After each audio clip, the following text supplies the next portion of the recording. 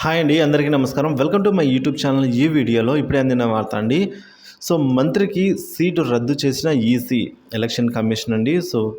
వివరాలు అయితే వీడియోలో తెలుసుకుందాము. వీడియో ఎక్కడైనా స్కిప్ చేయకుండా ఎండ్ వరకు చూడడం ద్వారా ఇన్ఫర్మేషన్ అనేది పూర్తిగా అర్థమవుతుంది. వీడియో నచ్చినైతే ఒక లైక్ చేయండి.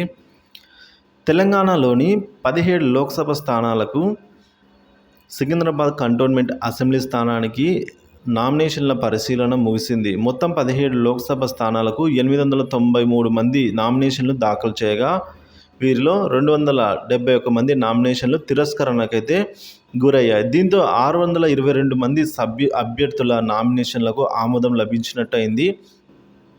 అయితే నామినేషన్ల ఉపసంహరణకు ఈ నెల 29 గడువు ఉండడంతో ఆ తర్వాత బరిలో నిలిచిన అభ్యర్థులు ఎవరైనా దానిపై క్లారిటీ రానుందండి. అయితే నామినేషన్ తిరస్కరణకు గురి అయినా కూడా జాబితాలో పలువురు ప్రముఖుల వ్యక్తులు కూడా ఉన్నారండి.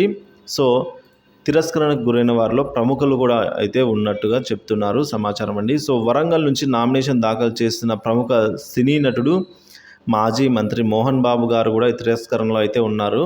అలాగే నాగర్ కర్నూలు నుంచి నామినేషన్ దాఖలు చేసిన మాజీ ఎంపీ మంద జగన్నాథన్ కూడా నామినేషన్ల తిరస్కరణలకు అయితే గురయ్యారు. బాబు మోహన్ విషయానికి వస్తే ఆయన వరంగల్ నియోజకవర్గం నుంచి స్వతంత్ర అభ్యర్థిగా నామినేషన్ దాఖలు చేశారండి.